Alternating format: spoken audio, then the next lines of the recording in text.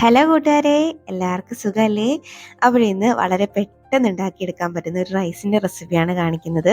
കുട്ടികൾക്ക് ലഞ്ച് ബോക്സിലൊക്കെ കൊടുത്തുവിടാനും ഇനി അതല്ല നമുക്ക് തന്നെ വീട്ടിൽ ഉച്ചയ്ക്ക് കഴിക്കാനും ഒക്കെ പറ്റിയ ഒരു റൈസാണ്. ഇതിലേക്ക് ഓയിലൊന്നും ഞാൻ ചേർക്കാതെയാണ് ഉണ്ടാക്കുന്നത്. പിന്നെ നമുക്ക് പെട്ടെന്ന് ഉണ്ടാക്കാം. അതുപോലെ ഇതുണ്ടെങ്കിൽ വേറെ കറികളുടെ ആവശ്യമൊന്നുമില്ല കേട്ടോ. അപ്പോൾ ഇതെങ്ങനെ ഉണ്ടാക്കുന്നത് കണ്ടു നോക്കാം. അതിന് മുന്നേ ചാനൽ ഇതുവരെ സബ്സ്ക്രൈബ് ചെയ്യാതെ ആരെങ്കിലും കാണുന്നുണ്ടെങ്കിൽ പ്ലീസ് ഒന്ന് സബ്സ്ക്രൈബ് ചെയ്ത് സപ്പോർട്ടൂടെ ചെയ്തേക്കണേ. അപ്പോൾ ഇത് ഉണ്ടാക്കാൻ വേണ്ടിയിട്ട് ഞാനൊരു പാനിലേക്ക് കുറച്ച് ബട്ടറാണ് ചേർത്ത് കൊടുക്കുന്നത്. നിങ്ങൾക്ക് നെയ്യ് വേണമെങ്കിൽ ചേർത്ത് കൊടുക്കാം കേട്ടോ. ഇനി ഇതൊന്നും അല്ല, ഓയിൽ ചേർക്കണമെങ്കിൽ അതും ചെയ്യാം. ഞാൻ കുറച്ചും കൂടെ ഹെൽത്തി ആയിക്കോട്ടെ എന്ന് കരുതിയിട്ട് അത് എൻ്റെ കയ്യിലുള്ളത് കൊണ്ട് ബട്ടർ ചേർത്തതേ ഉള്ളൂ. അപ്പോൾ ഈ ബട്ടറൊക്കെ ഒന്ന് മെൽറ്റായി വരട്ടെ. അപ്പോൾ ബട്ടർ മെൽറ്റാക്കുന്ന സമയം ഒന്നങ്ങ് ലോ ഫ്ലെയിമിൽ വെച്ച് കൊടുക്കാം.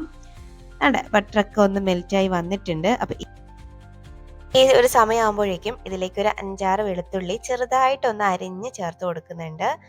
അപ്പോൾ ഇത് ജസ്റ്റ് ആ ബട്ടറിലിട്ട് ഒന്നങ്ങ് മൂപ്പിച്ചെടുക്കാം. ഇതുപോലെ ജസ്റ്റ് ഒന്നങ്ങ് മൂപ്പിച്ചെടുത്താൽ മതി. ഇപ്പോൾ ദാണ്ട ഒന്നായിട്ടുണ്ട്. അപ്പോൾ ഇനി ഇതിലേക്ക് ഞാൻ ചേർക്കുന്നത് ഒരു 2 സവാള ഒന്ന് അരിഞ്ഞതാണ് കേട്ടോ. അപ്പോൾ സവാള നല്ല ചെറുതായതുകൊണ്ടാണ് 2 എടുത്തത്. അല്ലെങ്കിൽ അത്യാവശ്യം നല്ല വലിയൊരു സവാളയാണ് ഉള്ളതെങ്കിൽ ഒരെണ്ണം തന്നെ മതിയാവും കേട്ടോ. അപ്പോൾ ഇനി ഇത് നല്ലപോലെ ഒന്ന് വഴറ്റിയെടുക്കാം. ഇത് ഒരുപാട് നിറം മാറ്റുന്ന രീതിയിലൊന്നും വഴറ്റണ്ട, ജസ്റ്റ് ആ ട്രാൻസ്പെറൻ്റ് ആയിട്ടൊന്ന് വന്നാൽ മാത്രം മതി. അതുവരെയും ഒന്ന് വഴറ്റി കൊടുത്താൽ മതി.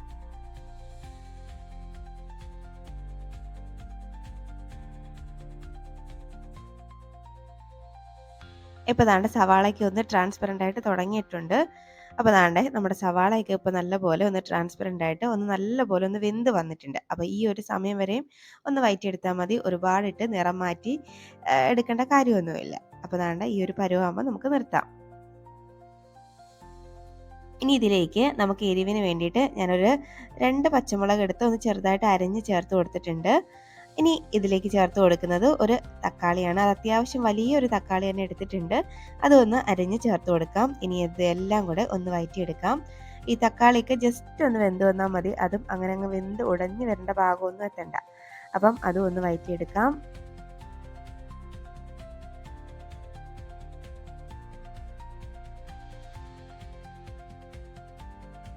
ഇപ്പോൾ ദാണ്ട് തക്കാളിയും ഒന്ന് വെന്ത് വന്നിട്ടുണ്ട്. ഇതും അങ്ങ് ഉടഞ്ഞു വരുന്ന പാകത്തിലൊന്നും അല്ല, നല്ലപോലെ ഒന്ന് വെന്ത് വന്നിട്ടുണ്ട്, അത്രേ ഉള്ളൂ.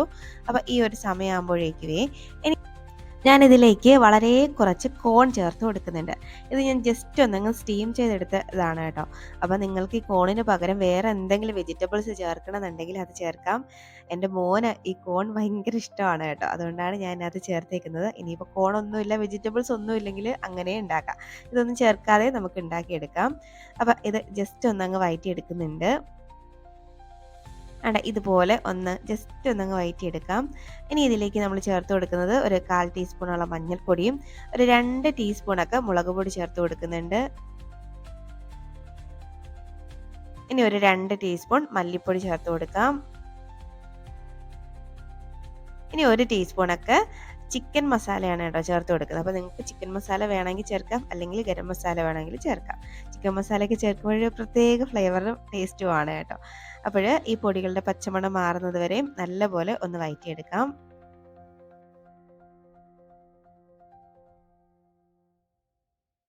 അപ്പോൾ ഈ പൊടികളുടെയൊക്കെ പച്ചമണമൊക്കെ മാറ്റിയെടുക്കുമ്പോഴേ ലോ ഫ്ലെയിമിൽ ഇട്ടിട്ട് വേണം കേട്ടോ ചെയ്യാൻ.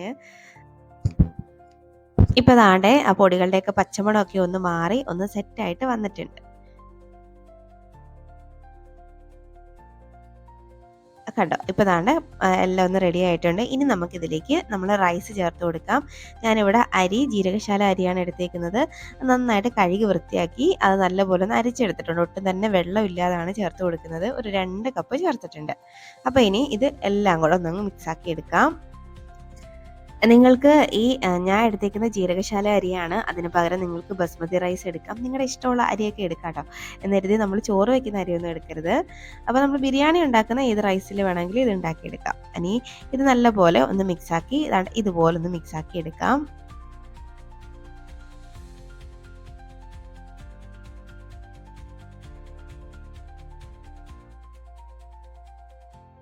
ഇപ്പോൾ ദാണ്ടെ ഞാൻ നല്ലപോലെ ഒന്ന് മിക്സാക്കി എടുത്തിട്ടുണ്ട് എല്ലാം കൂടെ. അപ്പോൾ റൈസ് ഇങ്ങനെ ഇട്ട് ആദ്യം ഇട്ട് ഇങ്ങനെ ഒന്ന് മിക്സാക്കി ഒക്കെ എടുത്ത് ചെയ്യുമ്പോഴേക്കും പ്രത്യേക ഒരു ടേസ്റ്റാണ്. ഇനി ഇതിലേക്ക് ഞാൻ ചേർത്ത് കൊടുക്കുന്നത് ഒരു 2 ചിക്കൻ സ്റ്റോക്ക്, ചിക്കൻ ക്യൂബ് ഉണ്ടല്ലോ ഏതാണ്ട് ഇത്. അപ്പോൾ അത് ചേർത്ത് കൊടുക്കുന്നുണ്ട്. ഒരു 2 എണ്ണം ചേർക്കുന്നുണ്ട്. അപ്പോൾ ഇത് കയ്യിലുണ്ടെങ്കിൽ ചേർത്താൽ മതി. ഇത് ചേർക്കുമ്പോൾ ഒരു പ്രത്യേക ടേസ്റ്റാണ് കേട്ടോ. അതുകൊണ്ടാണ് ചേർക്കുന്നത്. അപ്പം ഇനി വീണ്ടും ഇതെല്ലാം കൂടെ ഒന്നും കൂടെ മിക്സാക്കി കൊടുക്കാം.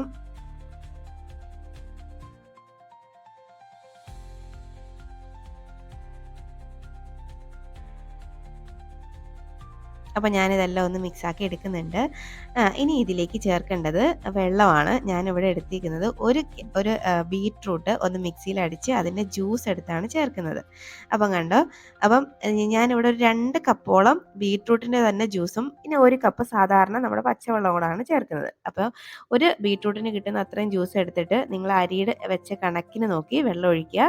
തികയാത്തത് നമ്മൾ സാധാരണ വെള്ളവും ഒഴിച്ചു കൊടുക്കുക. അപ്പം ഞാനൊരു 2 കപ്പ് അരിയാണ് എടുത്തേക്കുന്നത്. അപ്പോൾ 1 കപ്പിന് 1.5 കപ്പ് എന്നുള്ള കണക്കിലാണ് വെള്ളം ചേർത്ത് കൊടുത്തിരിക്കുന്നത്. ഇനി ഒന്ന് മിക്സാക്കി എടുക്കാം. ശരിക്കും പറഞ്ഞാൽ ഈ ബീറ്റ്റൂട്ടൊക്കെ അല്ലാതെ കൊടുത്തു കഴിഞ്ഞാൽ കുട്ടികൾ കഴിക്കുകയൊന്നുമില്ല. ഇങ്ങനെ ആണെങ്കിൽ അറിയ പോലും ഇല്ല ടേസ്റ്റ്. അപ്പോൾ ചോറിനകത്ത് ഈ ബീറ്റ്റൂട്ടിൻ്റെ ടേസ്റ്റ് ഒന്നും കിട്ടിയേ ഇല്ല. വേറൊരു ടേസ്റ്റ് ആയിരിക്കും, നല്ലൊരു ടേസ്റ്റും ആയിരിക്കും കേട്ടോ. അപ്പോൾ ഇനി ആവശ്യത്തിനുള്ള ഉപ്പ് ചേർത്ത് കൊടുക്കുക. അപ്പോൾ ഉപ്പ് ചേർക്കുമ്പോൾ നോക്കി ചേർക്കണം. നമ്മളെ ചിക്കൻ സ്റ്റോക്കിനകത്ത് അത്യാവശ്യം കുറച്ച് ഉപ്പ് ഉള്ളതാണ്. അതുകൊണ്ട് നോക്കിയിട്ട് വേണം ഉപ്പ് ചേർത്ത് കൊടുക്കാൻ. അപ്പോൾ ഇനി ഇത് ജസ്റ്റ് ഒന്ന് മിക്സാക്കി ഒന്ന് അടച്ച് വെച്ചിട്ട് ഒരു 10 മിനിറ്റ് ആകുമ്പോഴേക്ക് ഇതൊന്ന് വെന്ത് വരും. ദാണ്ടെ ഇതുപോലെ വെന്ത് വരും. അപ്പോൾ ഒരു മീഡിയം ഫ്ലെയിമിലൊക്കെ ഇട്ടൊന്ന് വേവിച്ചെടുത്താൽ മതി കേട്ടോ. അപ്പോൾ ദാണ്ടെ നമ്മൾ ടേസ്റ്റി ആയിട്ടുള്ള നമ്മുടെ അടിപൊളി ഒരു റൈസ് ഇവിടെ റെഡി ആയിട്ടുണ്ട്.